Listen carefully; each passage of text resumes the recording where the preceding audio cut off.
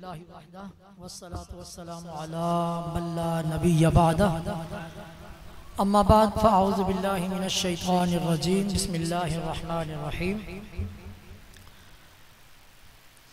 ما كان محمد ابا احد من رجالكم ولكن رسول الله وخاتم النبيين صدق الله مولانا العظيم وصدق رسوله النبي الحبيب الكريم الأمين ونحن على ذلك لمن الشاهدين والشاكرين والحمد لله رب العالمين. قابل صد احترام بلکہ واجب ہزار ہا احترام اسٹیج پر جلوہ افروز علماء ذی وقار، مفتیان عظام اور میرے سامنے موجود عاشقان مصطفیٰ، السلام علیکم ورحمۃ اللہ وبرکاتہ. سب سے پہلے میں مبارکباد پیش کرتا ہوں حضرت علامہ مولانا عبد المتین نورانی صاحب کو کہ جنہوں نے یہ شاندار پروگرام منعقد کیا. میں تو یہاں پر مفتی اعظم پاکستان کے حقیقی جانشین اور علمی وارث پیر طریقت حضرت علامہ مولانا احمد علی صاحب سعیدی ان کا خطاب سننے کے لیے آیا ہوں، مگر مجھے سبق سنانے کا موقع ملا تو میں چند ایک گزارشات کروں گا. الحمدللہ یہاں جب بھی کوئی پروگرام ہوتا ہے تو علامہ صاحب مجھے کچھ موقع ضرور دیتے ہیں، یہ ان کی کرم نوازی ہے. اللہ تعالیٰ ان کا سایہ ہمارے سروں پر سلامت رکھے اور اللہ تعالیٰ ان کو مزید ترقیاں عطا فرمائے اور اس مسجد کو مزید عروج اور ترقی پہنچانے میں ان کا جو کردار ہے اللہ تعالیٰ اس کو اپنی بارگاہ میں قبول و منظور فرمائے. معزز و محترم سامعین ذی وقار، حاضرین گرامی قدر، جشن 1500 سالہ منانے کے لیے ہم جمع ہوئے اور ساتھ ہی ساتھ جشن غوث الورا بھی منا رہے ہیں. مطلب یہ کہ ہمیں تقریروں میں یہاں پر معجزات بھی سننے کو ملیں گے، کرامات بھی سننے کو ملیں گی. اور ہم جو جس فرقے سے تعلق رکھتے ہیں الحمدللہ ہم 11ویں کے ماننے والے بھی ہیں اور 12ویں کے ماننے والے بھی ہیں. الحمدللہ ہماری سوئی 11 کے بعد 12 پر پہنچتی ہے اور پھر چل کر دوبارہ 11 سے 12 پر چلی جاتی ہے. ہم 11ویں اور 12ویں دونوں کے ماننے والے ہیں اور اسی لیے میرے خیال میں اسی بات کو سامنے رکھتے ہوئے علامہ صاحب نے 11ویں اور 12ویں کو یکجا کیا اور اس محفل میں یہاں پر جمع کر دیا.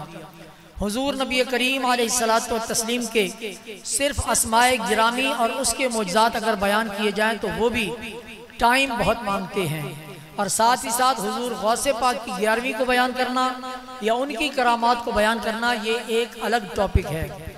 اور دوسری بات، میں نے دعوت نامے کے اوپر دیکھا کہ انہوں نے ٹائم کی جو حد مقرر کی وہ 11 بجے کی ہے. مجھے تو لگتا ہے کہ یہ 11 سے 12 پر چلی جائے گی، کیونکہ جتنا ٹائم انہوں نے دیا ہے اس میں ہم سیر حاصل گفتگو نہیں کر سکتے. چاہے 11 بج جائیں یا 12، آخر پہ ہمیں یہ کہنا پڑے گا کہ ہم شکست مانتے ہیں، ہم نے حق ادا نہیں کیا. 11ویں بھی گزر گئی، 12ویں بھی گزر گئی اور ابھی اگلی تاریخ شروع ہو گئی اور ابھی تک ہم حق ادا نہ کر سکے. دوسری بات کہ یہاں پر جید علماء کرام موجود ہیں، علامہ زبیر ہزاروی صاحب جیسے لوگ بھی موجود ہیں، بڑے بڑے جید علماء کرام موجود ہیں. ان کی موجودگی میں میں یہاں کیا آپ کے سامنے بیان کروں، صرف میں اپنی آخرت کو سنوارنے کے لیے اگر چند ایک باتیں عرض کروں گا اس نظریے سے کروں گا کہ یہ میرے لیے قبر میں روشنی کا باعث ہوں گی. معزز و محترم سامعین ذی وقار، حاضرین گرامی قدر، حضور نبی کریم علیہ الصلوۃ والتسلیم کو دنیا سے پردہ فرمائے ہوئے کتنا ہی عرصہ کیوں نہ گزر گیا ہو، آپ کا نام بھی اب تک روشن اور تابندہ ہے. آپ کا جشن ولادت بھی اسی شان و شوکت سے منایا جا رہا ہے اور انشاءاللہ اگلی 1500 صدیاں بھی گزر جائیں تو تب بھی پیارے آقا کا جشن ولادت منایا جاتا رہے گا. میں نے ایک محفل میں ذکر کیا تھا کہ ہم محفل میلاد منانے والوں کا تو شکر ادا کرتے ہیں، ساتھ ہی ساتھ جو لوگ میلاد نبی کے منکر ہیں ان کا بھی شکریہ، کیونکہ وہ میلاد النبی کے خلاف باتیں کر کے ہمیں اکساتے ہیں اور ہم میلاد بڑھ چڑھ کر مناتے ہیں. اگر وہ لوگ ہو سکتا ہے ہمیں پن کرنا چھوڑ دیں تو ہم سنی لوگ سست ہو جاتے ہیں. ہو سکتا ہے جوش و خروش کم پڑ جائے کہ کوئی مقابل نہیں ہے، وہ ہمارے مقابل ہیں، اس وجہ سے میلاد بھی بڑھ چڑھ کر ہو رہا ہے. میں ان کو یہ مشورہ دیتا ہوں کہ اگر میلاد کی محفلوں کو روکنا چاہتے ہو تو ہمیں تنگ نہ کرو، بلکہ خاموش ہو کے بیٹھ جاؤ، ہمارے سنی خود ہی خاموش ہو جائیں گے. اگر وہ اپنا کام نہیں چھوڑ سکتے تو ہم اپنا کام کیوں چھوڑ دیں؟ حالانکہ ہمارا عقیدہ تو یہ کہ یہ درست کام ہے۔ میلاد نبی، پیارے آقا کی جشن ولادت صرف ہم نے ہی نہیں منایا، تمام صحابہ کرام نے اپنے اپنے دور میں اپنے اپنے طریقے کے مطابق منایا، اور ساتھ ہی ساتھ قرآن مجید فرقان حمید میں پیارے آقا کی آمد کا تذکرہ بھی بہت شاندار انداز میں موجود ہے۔ اللہ رب العزت نے جشن میلاد کا تذکرہ کر کے تمام انبیاء کرام سے میثاق لے کر تمام انبیاء کرام کو میلاد منانے کا پابند کر کے پھر دنیا میں بھیجا۔ یہ میں اپنی طرف سے نہیں کہہ رہا۔ وَإِذْ أَخَذَ اللَّهُ مِيثَاقَ النَّبِيِّينَ لَمَا آتَيْتُكُم مِّن كِتَابٍ وَحِكْمَةٍ، اور اس کے بعد ثُمَّ جَاءَكُمْ رَسُولٌ، پیارے آقا کی آمد کا تذکرہ کر کے اور اس سے پہلے نبیوں سے میثاق لے کر تمام نبیوں کو پابند کر دیا کہ جس طرح میں تمہارے سامنے پیارے آقا کی آمد کا تذکرہ کر رہا ہوں، تم نے بھی اپنی اپنی امتوں میں پیارے آقا کی آمد کا تذکرہ کرنا ہے۔ لَتُؤْمِنُنَّ بِهِ وَلَتَنْصُرُنَّ، اس بات کی دلیل ہے کہ وہ سب کے سب انبیاء کرام پیارے آقا پر ایمان لانے کے بھی پابند ہیں اور پیارے آقا کی آمد کے بعد ان کی بعثت کو پھیلانے میں مددگار ہونے کے بھی پابند ہیں۔ اللہ تعالیٰ نے ان کو پابند کر دیا اور انہوں نے پیارے آقا پر ایمان تب لایا جب معراج کی رات پیارے آقا پہنچے جبریل امین کے ساتھ، تمام انبیاء کرام صف بستہ ہیں، پیارے آقا کو پکڑ کے آگے کھڑا کر دیا گیا کہ آپ امامت کروائیے اور تمام نبی آپ کے پیچھے نماز پڑھیں گے۔ اب میں یہاں آپ سے پوچھتا ہوں کہ کسی دن غلطی سے آپ کسی ان کی مسجد میں چلے جائیں، اشارہ تو سمجھ رہے ہیں نا سب لوگ، آپ کسی ان کی مسجد میں چلے جائیں، آپ ان کے پیچھے نیت باندھیں گے، کیا آپ کی نماز ہو جائے گی؟ نہیں۔ کیوں؟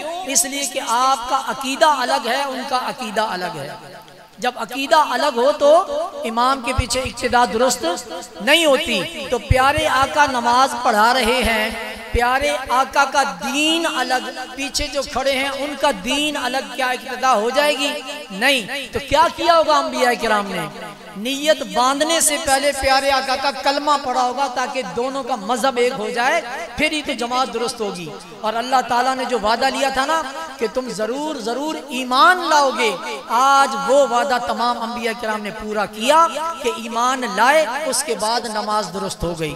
اور جو لَتَنْصُرُنَّ کا وعدہ پورا کیا، اس کا صرف ایک ہی طریقہ ہے کہ تمام انبیاء کرام نے اپنے اپنے دور میں اپنی اپنی امت کو بٹھا کے نبی آخر الزمان کی تشریف آوری کا ذکر کیا ہوگا کہ ہمارے بعد ایک نبی نے آنا ہے، ان کا زمانہ پاؤ تو ان پر ایمان لے آنا، ہمارا دین اب اس وقت تمہارے کام نہیں آئے گا، اس کو چھوڑ دینا، جو دین وہ نبی لے کر آئے گا اس پر ایمان لانا۔ اس طریقے سے مدد کی ہوگی یا نہیں؟ اور یہ مدد ہمیں بتاتی ہے کہ تمام انبیاء کرام نے پیارے آقا کی آمد کا تذکرہ اپنی امتوں میں ضرور کیا۔ تو کتنے نبی ہیں کسی کو گنتی پتہ ہے؟ کم و بیش 1,24,000۔ اس کا مطلب ہے ہر نبی نے کم از کم ایک دفعہ تو ذکر کیا ہوگا۔ اور کب کیا ہوگا؟ پیارے آقا کی بھی آمد سے پہلے۔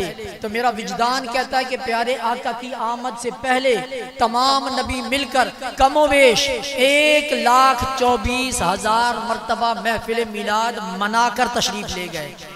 ہو سکتا ہے کسی نبی نے 2 دفعہ 3 دفعہ بھی منائی ہو، تعداد زیادہ ہو سکتی ہے، کم نہیں ہو سکتی، پھر بھی کم از کم 1,24,000 دفعہ محفل میلاد پیارے آقا کی آمد سے پہلے منائی گئی۔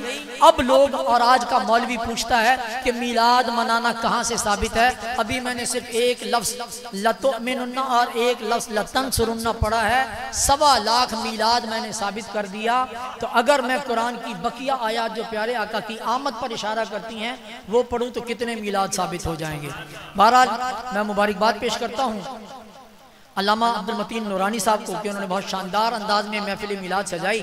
اور یہاں میں ایک بات اور بھی عرض کرنا چاہتا ہوں، بہرحال کروں گا تو اشارتاً سمجھنے والے سمجھ جائیں گے کہ آپ لوگ یہ مت سمجھیے گا کہ کسی نہ کسی کریک ڈاؤن کی وجہ سے دین کا کام رک جائے گا۔ دین کا کام نہیں رکتا۔ پہلے اگر خدا نہ خواستہ رکا ہوا تھا تو اللہ رب العزت نے ایک ظاہری طور پر معذور نظر آنے والے سے جب دین کا کام لے لیا تو اب تو ماشاءاللہ بڑے ہٹے کٹے مولوی موجود ہیں۔ دین کا کام نہیں رکے گا، دین کا کام نہیں رکے گا۔ زندہ باد زندہ باد زندہ باد زندہ باد۔ اور دوسری بات زندہ باد، دوسری بات یہ کہ ہم نے تاریخ پڑھ رکھی ہے، ہم نے تاریخ پڑھ رکھی ہے، ہمارے جتنے بڑے علماء کرام گزرے ہیں نا، ان سب کو قید و بند کی صعوبتیں برداشت کرنی پڑی ہیں۔ امام اعظم ابو حنیفہ ہوں یا بڑے جید علماء کرام ہوں، اور بڑے صحابہ کرام نے بھی قید و بند کی صعوبتیں برداشت کی۔ قید و بند سے ڈرنے والے ہم ہیں نہیں، دین کا کام کرنا ہم چھوڑ نہیں سکتے، تو پھر یہ سارے ڈھگوسلے کرنے سے کیا سمجھتے کہ کیا دین کا کام رک جائے گا؟ قطعاً نہیں رکے گا، چاہے کچھ بھی ہو جائے، دین کا کام اللہ نے لینا ہے۔ مالک کو نوکروں کی کمی نہیں ہے، اگر 2 4 10 20 100 1000 تم بند بھی کر دو گے تو دین کا کام پھر بھی نہیں رکے گا۔ اللہ رب العزت ہم سب کو بھی دین متین کا خادم بنائے، ناموس رسالت کا محافظ بنائے، ختم نبوت کا پہرے دار بنائے۔ بہت بہت شکریہ، وما توفیق الا باللہ۔ سبحان اللہ، ماشاءاللہ۔ حضرت علامہ مولانا مفتی محمد طاہر رضوی صاحب دامت برکاتہم العالیہ اپنے نورانی بیان سے ہم سب کے قلوب کو منور فرما رہے تھے۔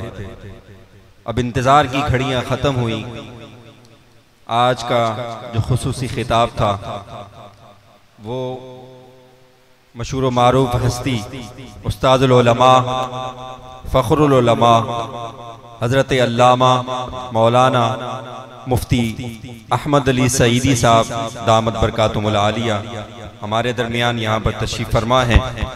ہم سب کی خوش نصیبی ہے کہ آج ہم آپ کے لب و رخسار سے سرکار علیہ السلام کا ذکر اور جشن عید میلاد النبی صلی اللہ علیہ وسلم و غوث الورا کانفرنس میں آپ کے بیان سے ہمارے قلوب کو منور فرمائیں گے۔ آپ تمام احباب انتہائی محبت کے ساتھ کھڑے ہو کر استاد العلماء کا استقبال کیجئے، تمامی احباب کھڑے ہو کر استاد العلماء کا استقبال کیجئے۔ میں دعوت خطاب پیش کر رہا ہوں۔ نعرہ تکبیر، نعرہ رسالت، نعرہ حیدری، نعرہ غوثیہ، فیض رضا، تاجدار ختم نبوت، تاجدار ختم نبوت، لبیک لبیک لبیک یا رسول اللہ، لبیک لبیک لبیک یا رسول اللہ۔ من سب نبیًا من سب نبیًا استاد العلماء نورانی آیا، وہ دیکھو نورانی آیا، نورانی آیا، نورانی آیا، نورانی آیا، وہ دیکھو نورانی آیا۔